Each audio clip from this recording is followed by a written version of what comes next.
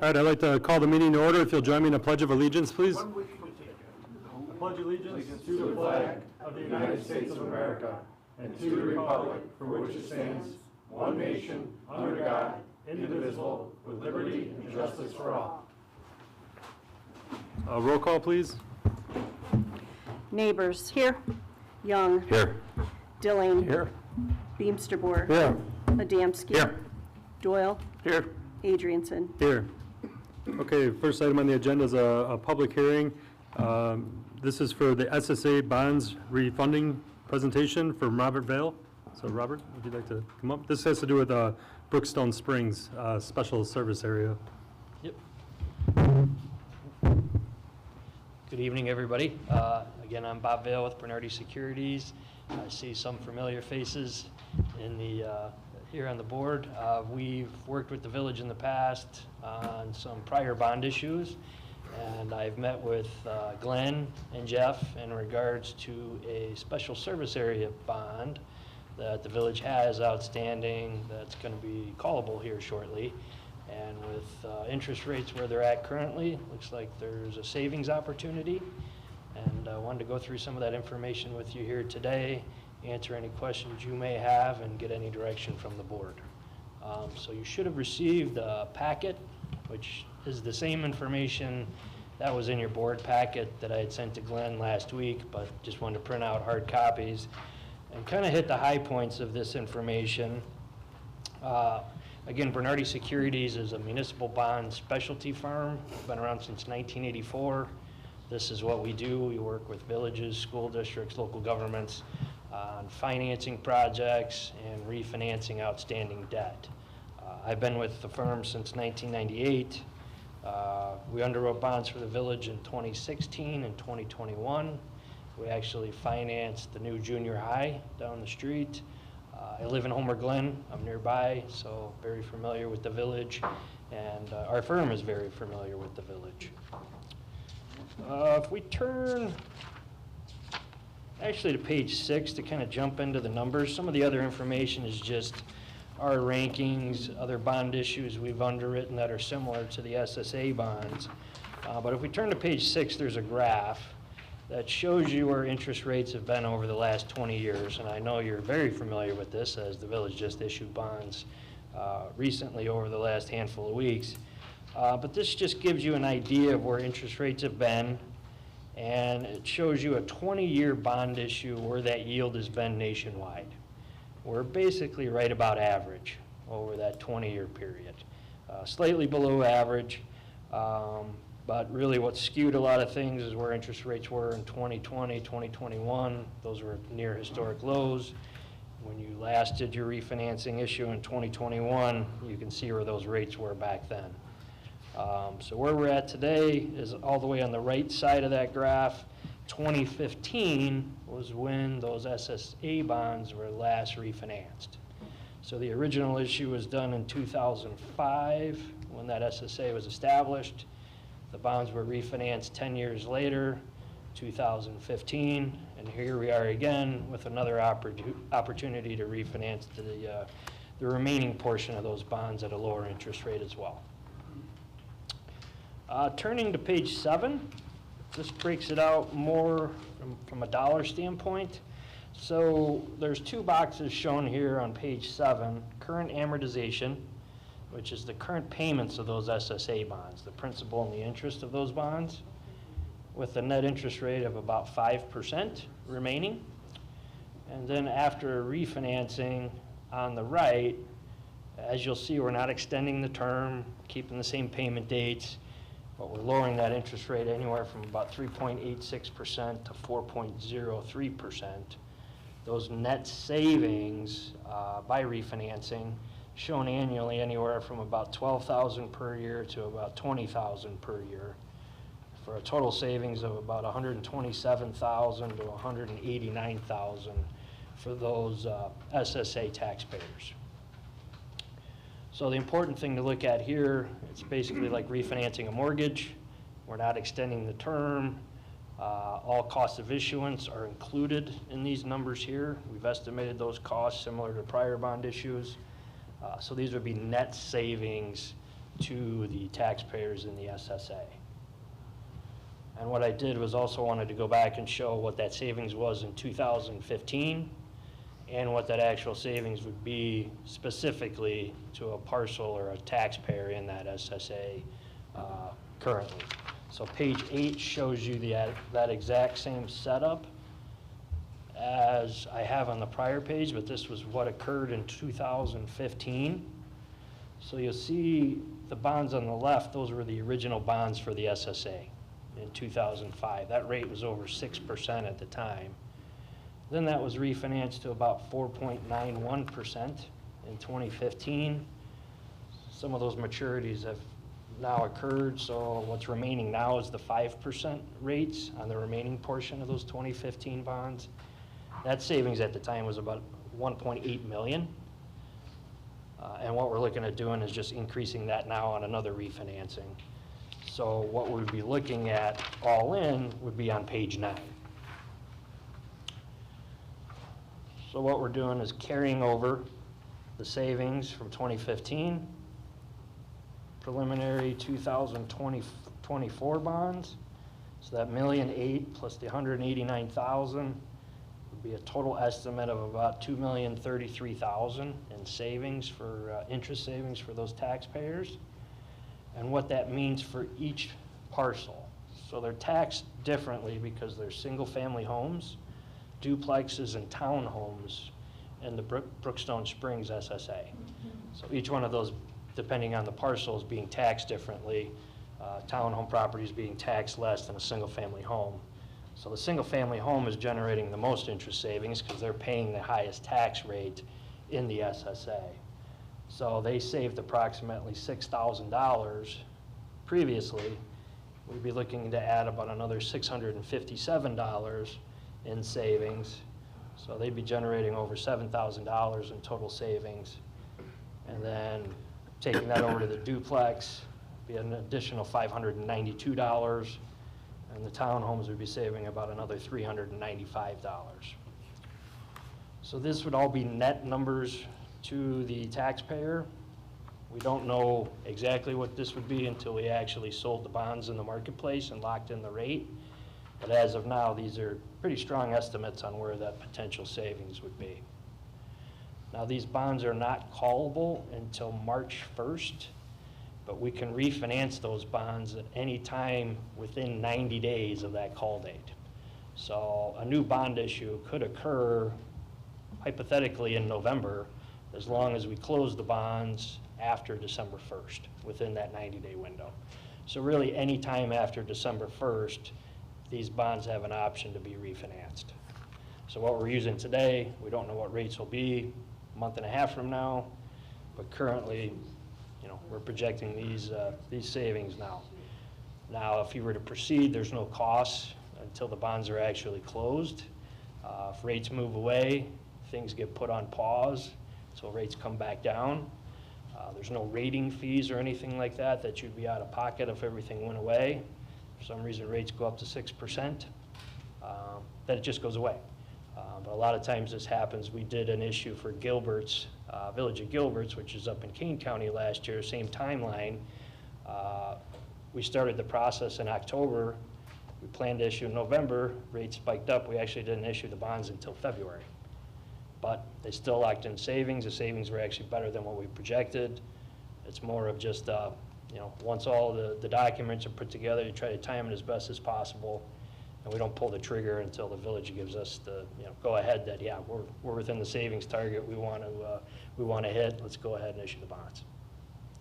But there is some time to set up documents, get things in place, and get things set up. So if we do hit a hot market, we want to be able to hit it as soon as possible so we can lock in that low rate. But currently, based on rates today, the numbers I have in the presentation are what we're projecting. I think they're pretty strong numbers, but obviously we don't know what's going to happen here in the future. So with that, Just to be clear with the savings, is, for example, 56.58 for single family, that's for the 1 year. So they'd save $56 on their tax bill. correct. So adding it up each And year. that's with the cost of all the closing and everything included already? Yes. Okay. So these would be net numbers to the taxpayer in the SSA. And they can call the bond, but what if they have to call the bond, or they don't have to call the bond due, right? Well, calling the bond would be the bonds can be refinanced at that time. So investors typically have a 10-year more money. period where they're locked in, where they're going to get paid that interest rate. Yeah. So that's why when the bonds were done in 2005, then they're refinanced in 2015, that's a 10-year period. Now the bonds are callable again March of 2025, another 10-year period. But an SSA taxpayer can still pay this off anytime they want. So they can prepay it if they'd like. That's occurred since 2005, that wouldn't change.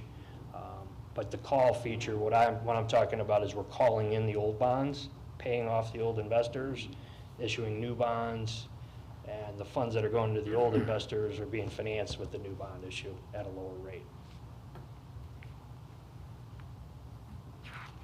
Anyone have any questions? Just to be clear, you can only do that every 10 years, right? I'm sorry? Bonds can only be called like every 10 years, right? Typically, yes. That way they're locked in, they know what, excuse me, what money they're making off their investment, the bondholders. Right, a bondholder wants to be, basically guaranteed an investment rate, and it's usually about 10 years, sometimes 9 years. You can do shorter periods, but then the interest rate goes up, they're gonna wanna generate a higher interest rate return. So likely with your bonds that you issued a couple of weeks ago, likely has a 9 or a 10-year call feature. These bonds, since they're special service area bonds, usually have a 10-year feature, nothing really shorter, just because the penalty for having a shorter call feature just eats into that rate and Right. spikes that up too high. So these bonds here actually mature in 2035. So this is basically the last refinancing opportunity for this bond issue. There's basically 10 payments left starting here in March.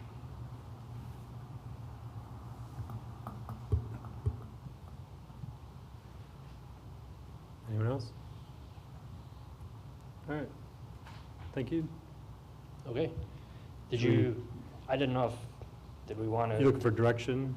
yeah, do we want to discuss if we wanted to proceed potentially, or I didn't know how you wanted to handle that. I mean, You guys want to proceed, or at least get something prepared? We don't have to execute until we're ready, right? But at least start Right. working towards yeah. it. So the timeline, just to touch on that real quick, is that last page, page 10. So the majority of the board actions occurred when the bonds were originally issued. There'd really be just one additional board action, which would be to pass a new bond ordinance that your bond counsel would prepare. I think you use Ray Fricke, but Ray would prepare that new bond ordinance, which would set the not-to-exceed sale parameters on the bonds. We couldn't issue any bonds until after that date, but no bonds are going to be issued no matter what unless we've got savings that are falling within the range or above our range. But it takes time to put that information together. So really, the steps here that are occurring take about 45 to 60 days to put together. At that time, we'd be in position to issue the bonds, but we wouldn't, we'd be in contact with Jeff, Glenn, yourself in regards to, we have a pretty good idea where the savings were before we actually went to market, get your green light that it's okay, and then we would then hit the market. If we weren't in that threshold, things would just basically be on pause until we were. Just to be clear, so if we agree to this and the rates do go down, we can still get the lower rate, is that, I hear you correctly, until closing? Yeah, so the rate would actually occur like step The 90 9 days out. in this process, final pricing.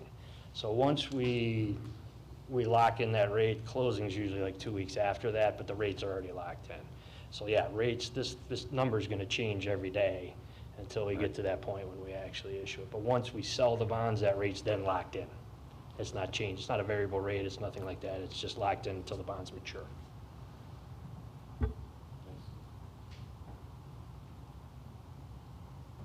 I just feel we can't lose. It's the best thing for our residents to go ahead and proceed and keep this going. If they could save $50, $100, $100, it's fantastic. we're not extending the length of the bond, so Right. I don't see why we wouldn't keep going. You good, Tom? Yes. It's good? Yeah. Yeah, let's move forward. Okay, well, thank you. I'll be in touch with Jeff and Glenn, and we'll go Thanks. from there. I looked at you, you just must not have been listening. I didn't think you were listening, sorry. Bob, you good? Yep. All right, Bob's good. All right, thank you. Okay, any public comments? No. No public comments? First on the agenda is a consent agenda. It consists of September 30th, 2024 Village Board Comprehensive Plan Workshop Meeting Minutes, October 1st, 2024 Village Board Meeting Minutes, October 1st, 2024 Executive Session Meeting Minutes, not for release, approval of October 15th, 2024 Bills List, and an authorization to reschedule the Tuesday, November 5th, 2024 Village Board Meeting to Monday, November 4th, 2024 at 6 p.m. due to the general election. So if anyone would like anything pulled for further discussion, you got a question? I just have I believe, amendment. Under the new business, I think it was 3 or 4 votes. Those votes for me were a yay. I did abstain from the consent agenda, just to clarify that. I know you did, and I didn't put that down. I apologize. So- Just need to amend the Subject to that. change there. Yep, Okay, so we'll look to entertain a motion to approve the consent agenda, subject to the amendment. oh, I did have you as abstain. On the October 1st minutes? On the minutes, but on the actual new business votes? On the new business votes, it shows that I abstained on, let's see, consulting service with Farnsworth Group. You had me abstain, and then Oh, okay. looks I like... apologize. No, there's like 3 or 4 votes in that little section there. Gotcha. Now I see it. Okay, Yeah, thank traffic you. assessment, and I think that's it, the bike path. That's good Yep. old copy and paste. Sorry about No, that. it's all good. Thanks, Ron, for pointing that out. All right. Thank you. Anyone want a motion? Motion. Consent agenda? Second? Roll call? Neighbors, Yes. Young, Yes. Dilling, Yep. Beamster Boer, Yes? Adamski, Yes. Doyle. Yes. Okay, motion carries. First item under new business, a resolution approving Manhattan Irish Fest for 2025. This is a big event for Manhattan, and it supports a lot of good causes. This was brought to us by Tim Brophy, just suggested if we can make a resolution, just kind of announcing and accepting the fact that Irish Fest will continue to be in Manhattan for now. So that's all it really is about. So I'd like to entertain a motion to approve a resolution approving Manhattan Irish Fest 2025. Motion. Second? Roll call? Young, Yes. Dilling, Yep. Beamster Boer, Yes? Adamski. Yes. Doyle. Yes. Neighbors. Yes. Okay, motion carries. Next item on the agenda is a resolution authorizing approval of a temporary dog exercise license agreement between the Manhattan Park District, Village of Manhattan, and Metro for the dog park. This has been going back and forth. It's just a matter of some simple legal issues back and forth with the property owners and the village and the park. So this is another, hopefully this is the end of it. It goes back to Metro, and then we'll be able to move forward with the dog park. Did you want to make it? Just briefly, thank you, Mayor. The reason this license is before you too is the IGA indicated that the Park District would be entering into an IGA with Metra and have a license issued to the Village of Manhattan. When the attorneys for the Park District sent back the Metra license, it had additional statements in there pertaining to the village that I thought went a little bit beyond the IGA, so I just wanted to make sure that the board was comfortable with the license agreement. And as the mayor noted, this is going back to Metra, so there's a chance that Metra may have a tweak or two. You'll note that in the resolution, it's referenced substantially similar. The only thing that I can potentially think of being added that isn't in there by Metra is a request for indemnification to the extent that any initial construction performed by the village is done on their property, they may want an indemnity provision that the village would indemnify for those obligations. That's not in there. I'm not saying Metro is going to ask for it, but if it comes up, I at least wanted to point it out because I'm trying to avoid bringing this back to the village board one additional time. So as long as you're comfortable with a potential indemnity provision coming in, as being substantially similar to what's contained in there, there are other indemnity provisions in there. That's all I need, and I think the village records would reflect accordingly then.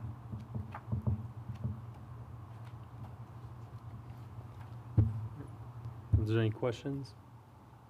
I'd like to entertain a motion to approve a resolution authorizing approval of a temporary dog exercise license agreement between the Manhattan Park District, Village of Manhattan, and Metro for a dog park. Motion. I'll second. Roll call?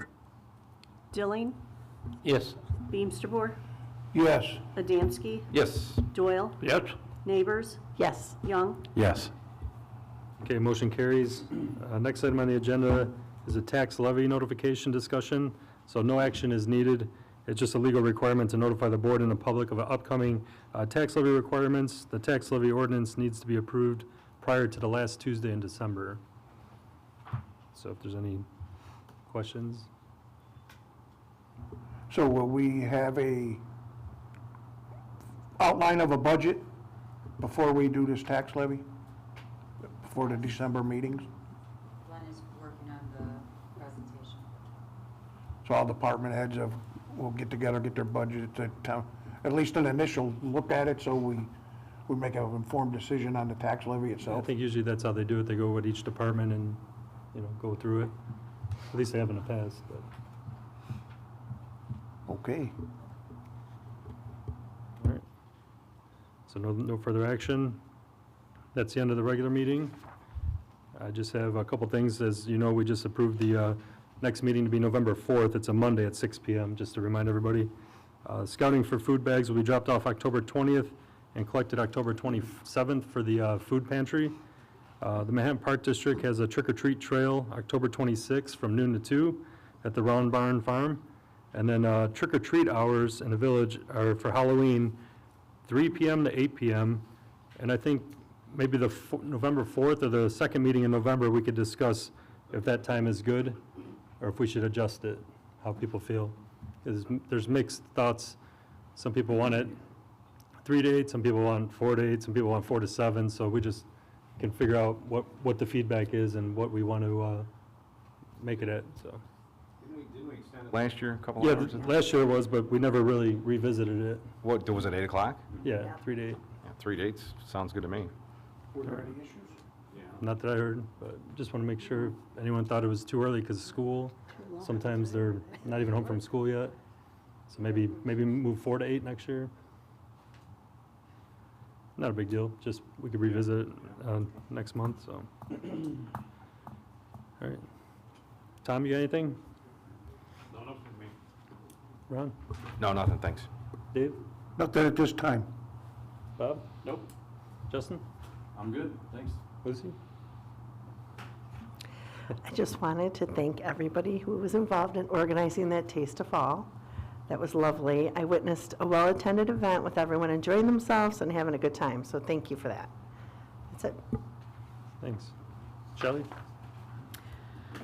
So the scarecrows were supposed to be on display this week. Unfortunately, they didn't happen on Monday because there were about a dozen people that forgot to return them to Village Hall. And then with today's rain, we just decided that we'd wait until the weather was better. So they'll be up tomorrow. They're all going to be displayed in the Wabash parking lot, and they'll be up through Halloween. I did send out a Facebook post today to ask for judges in the community. I've got the 5 judges already. The winners will be announced on Monday, the 28th of October. And those winners will be presented their prizes at the November 4th Village Board meeting. It's a $250 Visa card for first place and a $150 Visa card for second place. And then the last thing that I just wanted to remind everybody is that early voting starts on Monday, October 21st. And if you've noticed, The wall is up here. That's because early voting will take place on the other side of this meeting room. So it'll be Monday through Friday, 9 a.m. to 4 p.m. And the township residents can vote? there, too? Manhattan Township and Village of Manhattan residents. All right, thanks. All over here, Shelley? All the voting over here, nothing over? Nothing in the lobby this time. It's all over here. Thank you. Yep. Jeff? Just a couple issues. I don't know if anyone reads the Kankakee Daily Journal, but a couple days ago, they did an article about the Village of Manhattan showing growth as subdivisions spring up was the title of the article. I'll send it out, the link. I just got the link today. I'll send the link out to the board, and then maybe Kristen could put it on social media to share. And then the other issue, I did already send this to the board, but in case you didn't see it, fall into action for Will County's transportation future. They're going to be hosting 3 community workshops in November, Beecher, Wilmington, and then in Manhattan on Saturday, November 9th, from 11 to 2 at the fire department. This is where the public can come in and share their opinion on the transportation plans for Will County for the 2050 long-range plan. Thank you. Mark? You have my monthly report, if you have any questions, if you have any answers. Questions? No? John? Just a couple quick things. Baker Road construction has started, so they got most of the existing road out. It's about 3 to 4 feet deep in some areas, so got the road construction signs, detour signs up, so that's good. The street lights on Smith Road, we're just waiting for one more to get turned on. I spoke with the people from Stonegate, and they're supposed to be out this week to get that last one hooked back on. There was unfortunately, right by the field, a lot of the mice got into them and chewed on a bunch of the wires, so that's why those were all out for that brief period of time. We had the smoke test done in the old part of town. We'll be waiting for the results for that. And we also right now are conducting the flow test out in the old part of town as well. Thanks. Carrie, did you want to add anything? No? I'm good unless anybody has any questions on my monthly report. Jessica? I'm good unless anyone has any questions. Chief? You have the monthly report. If you have any questions, I'll be excited to answer them for you. Terry? Go along with everybody else. All right. So we're going to go into executive session, and there'll be no action after, so you guys can wait or free to go if you like. So I'd like to entertain a motion to enter executive session for the appointment, employment, compensation, discipline, performance, or dismissal of specific employees, appointed or elected officials, and collective bargaining, and probable, imminent, and pending litigation. Motion. Second. Roll call? Beamster Boer. Yes. Adamski. Yes. Doyle. Yes. Neighbors. Yes. Young. Yes. Dilling. Yep.